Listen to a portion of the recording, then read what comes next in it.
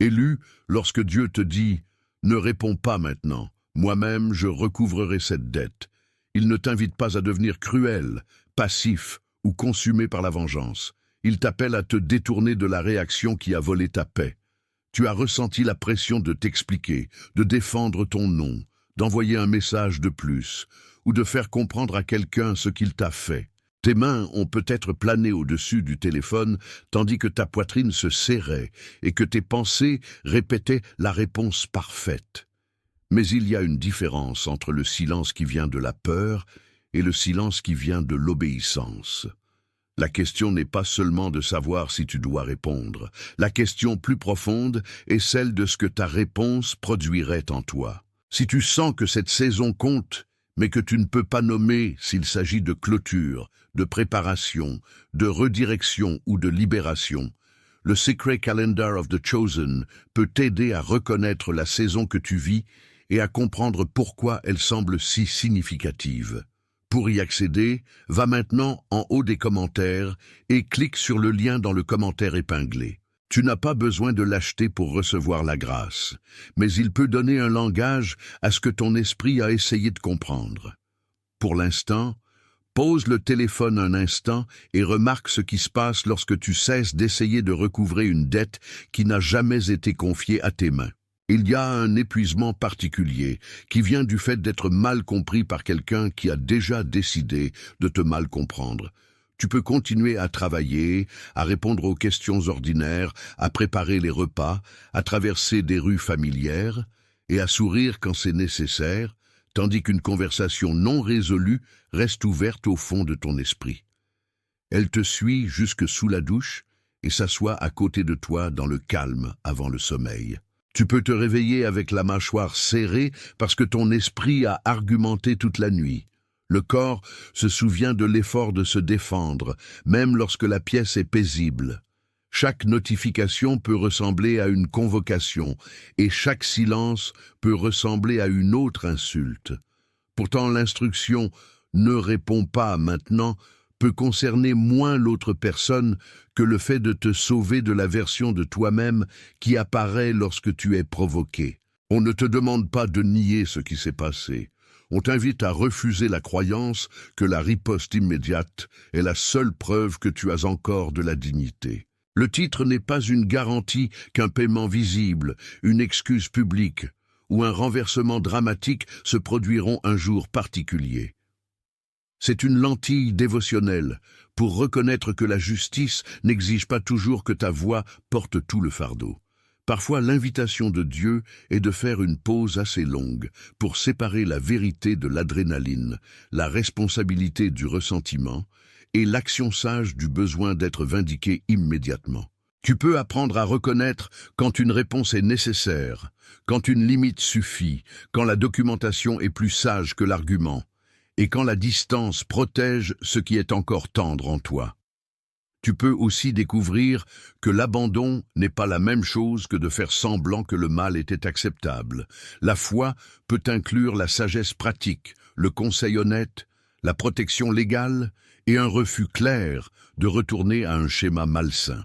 La promesse n'est pas que chaque dette sera remboursée sous la forme que tu imaginais. La promesse est que tu n'as pas besoin de laisser le comportement d'une autre personne devenir le souverain de ta vie intérieure. Lorsque tu relâches l'exigence de contrôler le résultat, tu crées de la place pour entendre à quoi ressemble l'obéissance. Imagine le moment où ce message devient réel dans ta journée ordinaire. Tu es debout dans la cuisine avec une main posée contre le comptoir, lisant une phrase qui réveille l'ancienne colère. La pièce est calme, mais à l'intérieur de toi, un tribunal familier s'ouvre. Tu te souviens de l'accusation, de la décision injuste, de l'argent qui n'a pas été rendu, de la promesse qui a été brisée, de l'opportunité qui a été prise, ou de la réputation qui a été endommagée. Ton esprit rassemble rapidement les preuves. Tes doigts se dirigent vers une réponse avant que ton cœur n'ait considéré le coup. Puis, tu te souviens que toute vérité ne doit pas être livrée dans le premier moment émotionnel. Tu respires, non parce que la situation est petite, mais parce que ton âme est plus grande que la provocation. La pause n'efface pas la dette, elle révèle qui la porte. Une réponse retardée peut préserver ta clarté assez longtemps pour que tu décides si la prochaine étape devrait être une conversation calme, une limite ferme, un conseil professionnel ou aucun engagement du tout. Dans cette pause, tu ne perds pas de pouvoir, tu refuses de le dépenser inconsidérément. Attendre la justice peut devenir sa propre forme de captivité lorsque tu ne comprends pas ce que signifie l'attente. Tu peux te demander si le silence est une préparation, une clôture, une redirection, une reconstruction, ou simplement une saison dans laquelle aucune réponse immédiate n'est disponible. Tu peux interpréter chaque délai comme un abandon, chaque porte fermée comme une punition, et chaque prière sans réponse comme une preuve que tu as été oublié. Beaucoup de lecteurs qui sont arrivés se sentant confus ou fatigués d'attendre ont dit que le matériel les a aidés à comprendre leur saison plus clairement, à organiser leurs prières ou à cesser d'interpréter chaque silence comme un abandon. Le Secret Calendar of the Chosen offre une façon de réfléchir à la différence entre attendre sans but et attendre qui t'enseigne le discernement, la patience et l'action responsable. Il peut t'aider à remarquer quel genre de saison tu peux traverser sans forcer chaque événement dans une explication dramatique. Pour y accéder, va maintenant en haut des commentaires et clique sur le lien dans le commentaire épinglé. Puis reviens à ce moment avec une question honnête. Quelle réponse protégerait ta paix sans nier la vérité? Cette question deviendra importante lorsque la pression essaiera de faire passer l'urgence pour de la sagesse. La première opposition arrive rarement comme un ennemi évident. Plus souvent, elle apparaît comme un besoin soudain de répondre avant que tu ne t'aies rassemblé. Elle murmure que si tu ne réponds pas immédiatement, les gens croiront l'accusation. Elle te dit que le silence signifie faiblesse, que la retenue signifie reddition, et que l'autre personne gagnera à moins que tu ne présentes ton cas maintenant. La comparaison ajoute une autre couche. Tu vois quelqu'un d'autre recevoir des excuses, une promotion, une défense publique ou un renversement inattendu, et tu te demandes pourquoi ta situation reste non résolue. La peur transforme alors le calendrier d'une autre personne en un verdict sur ta valeur. Mais l'urgence n'est pas toujours une preuve d'importance. Parfois l'urgence est simplement l'exigence émotionnelle d'échapper à l'inconfort. L'instruction de Dieu peut t'enseigner à examiner la source de la pression avant de lui obéir. Si l'impulsion te laisse frénétique, méprisant ou déterminé à blesser, elle mérite une pause. Si une réponse est nécessaire, la sagesse peut encore choisir son timing, ses mots et ses limites. Joseph a su ce que signifiait être traité injustement, tout en portant un avenir qu'il ne pouvait pas encore voir. La trahison de ses frères était réelle, et les années qui ont suivi n'étaient pas une souffrance imaginaire. Pourtant, la vie de Joseph n'a pas exigé qu'il force chaque personne à le comprendre avant que la prochaine partie puisse se déployer. D'une manière ordinaire, tu peux vivre une version plus petite de cette tension lorsque tu es assis à ton bureau, que tu rentres chez toi après le travail ou que tu plies le linge tout en te demandant pourquoi la décision de quelqu'un d'autre affecte encore ta vie. La leçon n'est pas que tu dois appeler chaque injustice bonne, c'est que ton identité ne peut pas être prise en otage par les gens qui t'ont maltraité. Joseph a finalement dû prendre des décisions, établir des conditions et dire la vérité, mais il n'a pas construit tout son avenir autour de punir ceux qui l'avaient blessé. Ta saison calme peut former le même genre de force, non pas une force qui oublie, mais une qui n'a plus besoin de colère pour rester debout. Tu peux reconnaître la blessure et refuser quand même qu'elle dicte ton caractère. Ignorer le signal a un coût, même lorsque le signal est simplement une invitation à faire une pause. Chaque fois que tu réponds à partir du ressentiment, tu peux créer une autre conversation à réparer. Chaque fois que tu t'expliques trop à quelqu'un engagé dans la distorsion, tu peux lui donner plus de matériel à mal utiliser. Chaque fois que tu poursuis un remboursement immédiat, tu peux abandonner le travail, les relations ou la santé de l'âme qui appartiennent encore à ton soin. Le cycle devient familier. Provocation, réaction, soulagement temporaire, regret, provocation renouvelée. Tu commences à mesurer ta journée par le comportement de quelqu'un d'autre. Le téléphone détermine ta respiration. Un nom sur un écran contrôle la température de la pièce.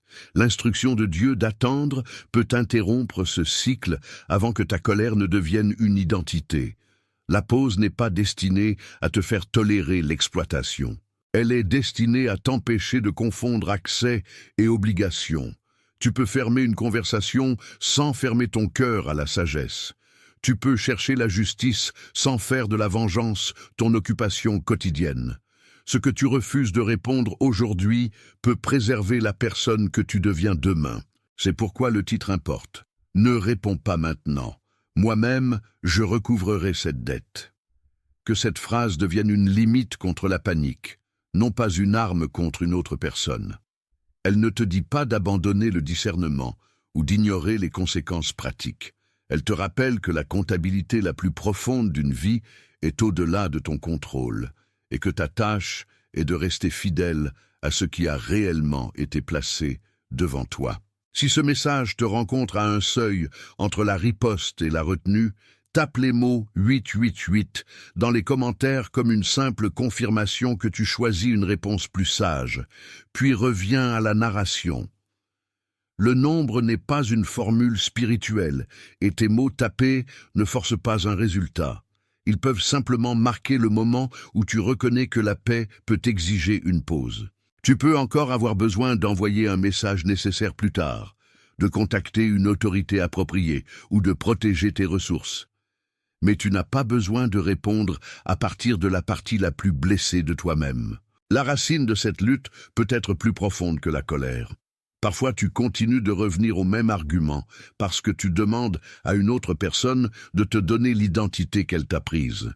Tu veux qu'elle admette que tu as été loyal, honnête, généreux, compétent ou digne de respect. Tu crois que si elle reconnaît enfin la dette, la tension intérieure disparaîtra.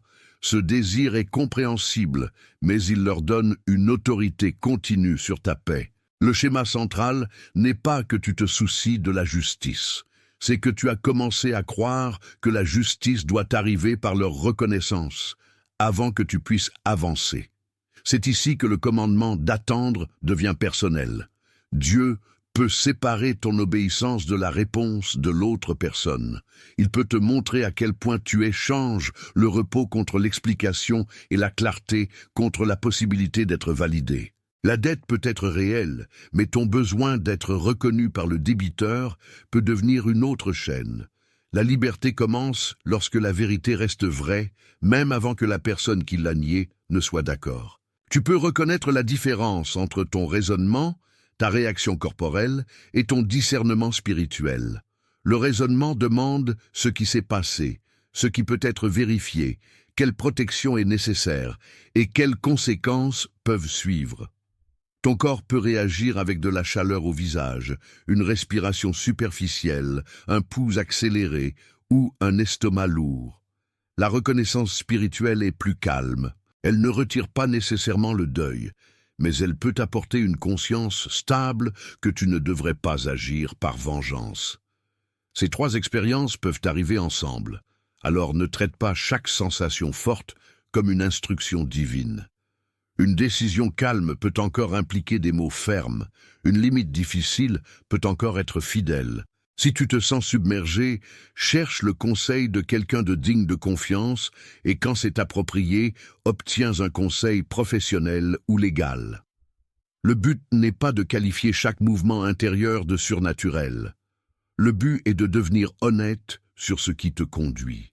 Lorsque le corps est activé, donne-toi du temps. Lorsque les faits ne sont pas clairs, rassemble-les. Lorsque la direction devient paisible et responsable, fais le prochain pas sans avoir besoin de jouer la certitude. Les relations et les environnements peuvent soit soutenir ce discernement, soit provoquer constamment l'ancien cycle. Certaines personnes savent exactement quelle phrase te fera te défendre. Certaines pièces sont remplies de commérages, de compétition et de pression subtile pour prouver que tu n'es pas la personne que d'autres ont décrite. Tu peux entrer dans ces espaces déjà tendus pour l'attaque, écoutant la prochaine accusation. Mais le discernement n'exige pas de la suspicion envers tout le monde. Il exige d'observer les schémas sans abandonner ton imagination à eux. Tu peux demander si une relation permet une conversation honnête, si la responsabilité est mutuelle, et si tes limites sont respectées après que tu les aies énoncées clairement. Tu peux aussi remarquer tes propres habitudes. Apportes-tu le conflit dans chaque pièce? Relis-tu les anciens messages quand tu as besoin de repos? Recrutes-tu de nouvelles personnes dans un argument qu'elles n'ont pas créé? L'appel à « ne réponds pas maintenant » peut inclure le changement de l'environnement autour de ton attention. Une pièce calme, un ami de confiance, un registre écrit et une nuit de sommeil peuvent révéler plus qu'un autre échange chauffant ne pourrait jamais le faire. L'opposition maintient le schéma en vie en faisant paraître sacré des urgences mineures. Un message mineur exige une attention immédiate, tandis qu'une responsabilité majeure attend. Une personne qui honore rarement ton temps attend un accès instantané à tes émotions. La fatigue diminue ta capacité à distinguer une véritable urgence d'un déclencheur familier. Le délai devient alors un terreau pour les suppositions. Tu remplis le silence avec des conversations imaginées, des résultats prédits et des défenses répétées. Au moment où tu parles enfin, tu réponds non seulement à ce qui s'est passé, mais aussi à tout ce que tu craignais qui puisse arriver. L'ennemi du timing sage n'est pas toujours l'intention mauvaise. Parfois c'est le bruit, parfois c'est l'épuisement, parfois c'est l'habitude de vérifier s'il y a des preuves que quelqu'un a enfin changé. Tu peux résister à ce schéma en donnant aux décisions importantes un rythme plus lent. Écris ce qui est connu. Nomme ce qui est inconnu. Identifie ce qui est à toi de faire aujourd'hui. Laisse le reste en dehors de tes mains jusqu'à ce que des informations plus claires arrivent. Il arrive un point de bascule où tu cesses de négocier avec la vérité liée à ce titre.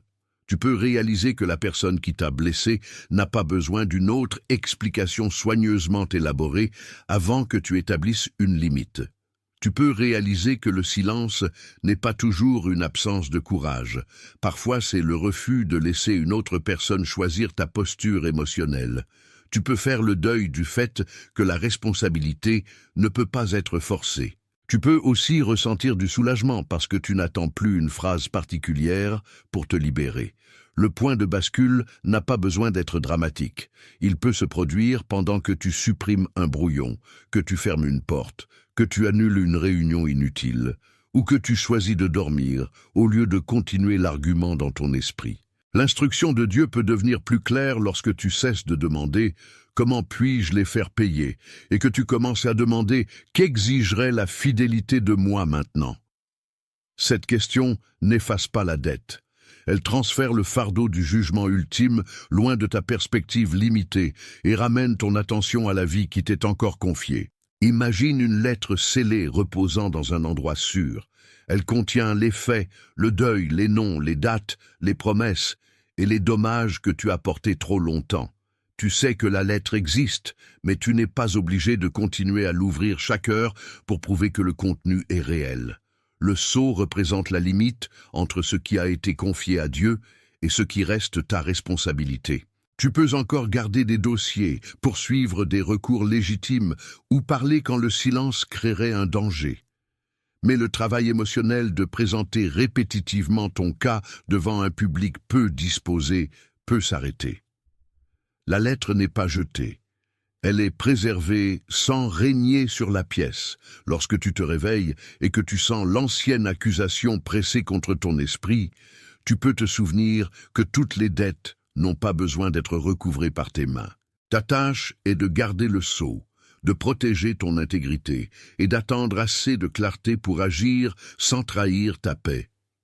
À l'intérieur de cette lettre scellée, un travail caché est en cours.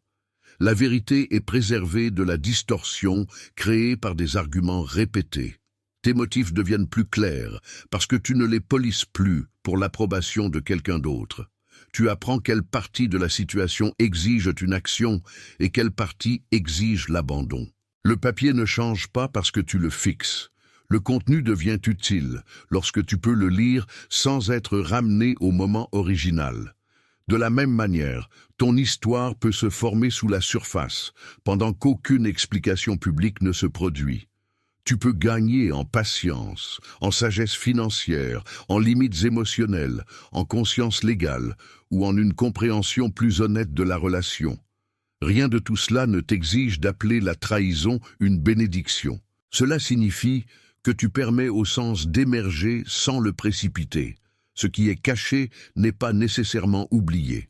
Parfois c'est protégé d'une exposition prématurée pendant que tu deviens capable de porter la vérité sans la laisser te consumer. Ce qui a gardé la lettre scellée peut avoir été la honte, la peur, la fatigue ou la croyance que l'ouvrir était la seule façon d'être entendu.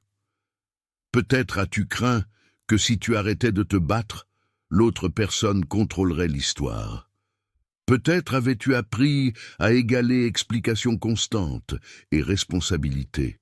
Peut-être que ta famille, ton lieu de travail ou ta communauté récompensait la défense bruyante et se moquait du discernement calme. Ces pressions peuvent rendre la retenue contre-naturelle, mais une lettre scellée n'est pas impuissante parce qu'elle est fermée. Son contenu reste présent et son sens ne dépend pas d'un affichage constant. Tu peux décider qui a mérité l'accès à ta douleur.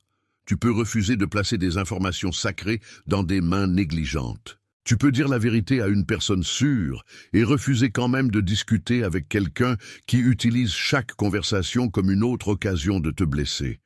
L'opposition peut continuer à frapper, mais elle n'a pas besoin de devenir l'auteur de ta prochaine réponse. Puis la lettre commence à bouger. Non pas parce que tu l'as forcé à traverser la table, mais parce que le temps vient pour que la vérité soit portée dans un endroit plus sage. Une conversation nécessaire peut se produire. Un dossier peut être examiné. Une limite peut devenir visible par une action cohérente. Une responsabilité peut être rendue à la personne qui l'a créée. Ou tu peux découvrir que le mouvement signifie que ton propre cœur quitte enfin la pièce où la dette a été formée. Le mouvement de la lettre n'est pas une promesse d'un résultat spécifique, c'est une image de libération de la stagnation. Tu n'es plus figé entre la vengeance et le déni. Tu peux agir quand l'action est requise et rester calme quand le calme est plus sage. Tu peux laisser des systèmes appropriés gérer ce qui leur appartient pendant que tu cesses d'essayer de gérer chaque interprétation. La vérité scellée se déplace vers la résolution d'une manière que tu ne peux pas entièrement contrôler, et ta fidélité est mesurée par l'intégrité de ton prochain pas, non par la vitesse du regret d'une autre personne. Lorsque tu reconnais que la lettre n'a jamais été destinée à être tenue contre ta poitrine pour toujours, l'instruction devient personnelle. Dieu ne te demande pas d'oublier la dette. Il te demande d'arrêter d'en faire le centre de ton identité. Si cette image parle à l'endroit où tu te tiens, tape « Je libère la lettre » dans les commentaires et reviens au message. Ces mots ne sont pas un sort, une garantie ou une déclaration que chaque conséquence disparaîtra. Ils peuvent simplement exprimer ta volonté de laisser la vérité rester avec Dieu, pendant que tu prends la responsabilité de ta propre réponse. La personne peut ne jamais s'excuser. L'argent peut ne pas revenir sous la forme que tu attendais. La relation peut ne pas être restaurée. Pourtant, ta vie peut encore se déplacer vers la sagesse, la protection, le service et la paix. La lettre peut rester scellée sans rester sous contrôle. Le retour n'est pas une performance dans laquelle tu prouves que tu es au-dessus de la douleur. C'est la décision calme de vivre à nouveau sans arranger chaque jour autour d'une ancienne blessure. Le titre te ramène à cette vérité. Lorsque Dieu dit de ne pas répondre maintenant, il peut te protéger de devenir façonné de façon permanente par la personne qui a créé le conflit. Tu peux encore parler plus tard, mais tu n'as plus besoin de parler pour établir ton existence. Tu peux encore chercher la justice, mais tu n'as pas besoin de chercher la vengeance pour croire que la justice compte. Tu peux encore pleurer ce qui a été pris, mais pleurer ne t'exige pas d'abandonner ce qui reste. Reviens à tes responsabilités ordinaires avec un centre différent. Bois de l'eau, termine la tâche devant toi. Fais l'appel qui est réellement nécessaire. Repose-toi avant de décider. Laisse ta vie devenir la preuve que la dette n'a pas reçu tout. Une pratique fidèle est de créer une pause entre la provocation et la réponse. Lorsqu'un message arrive, ne réponds pas immédiatement à partir de la première vague d'émotion. Lis-le une fois pour les faits, une fois pour le ton, et une fois pour déterminer si une réponse est réellement requise. Si ton corps est tendu, éloigne le téléphone et écris un brouillon privé que tu n'envoies pas. Dans ce brouillon, nomme ce qui s'est passé, ce que tu as ressenti, ce dont tu as besoin et quels résultats tu peux raisonnablement poursuivre.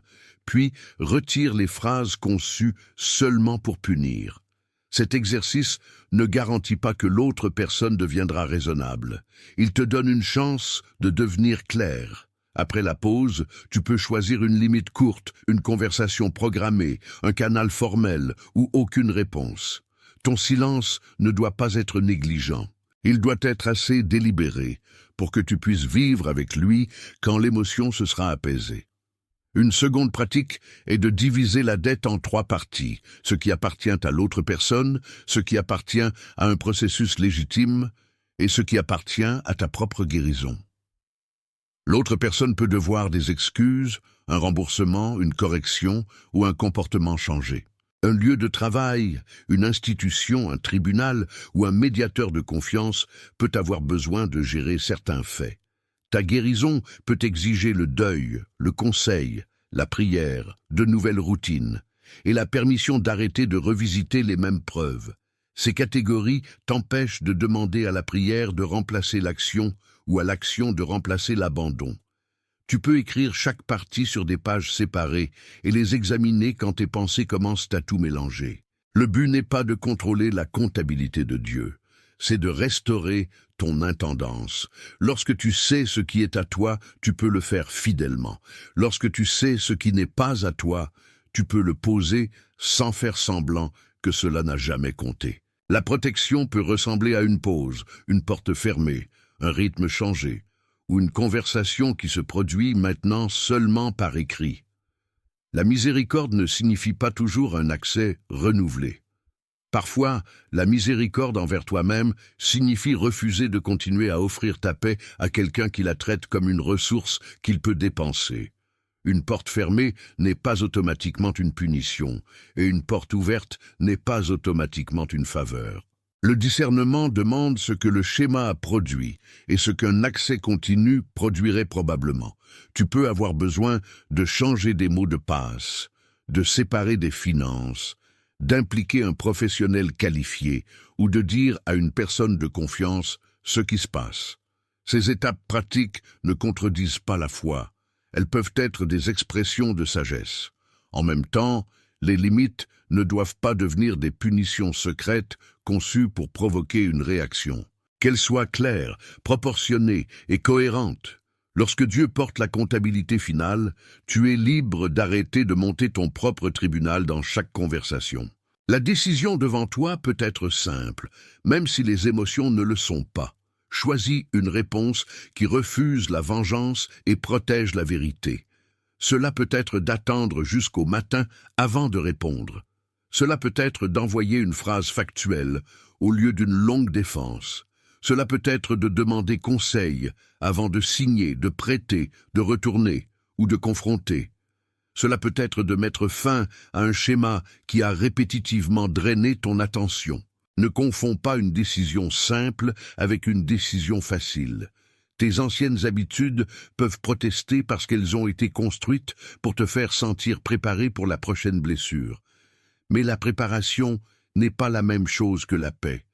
Tu n'as pas besoin de résoudre tout l'avenir ce soir. Tu as seulement besoin de refuser la prochaine réaction qui t'éloignerait de la sagesse. La dette peut rester sous une autorité plus grande, tandis que tes mains deviennent disponibles pour les devoirs, les relations et les opportunités que la colère a reportées. Si ce message t'a aidé à choisir une réponse calme sans nier la vérité, tu peux appuyer sur le pouce vers le haut comme un amen silencieux, une reconnaissance non dite que l'abandon peut être plus fort que la riposte.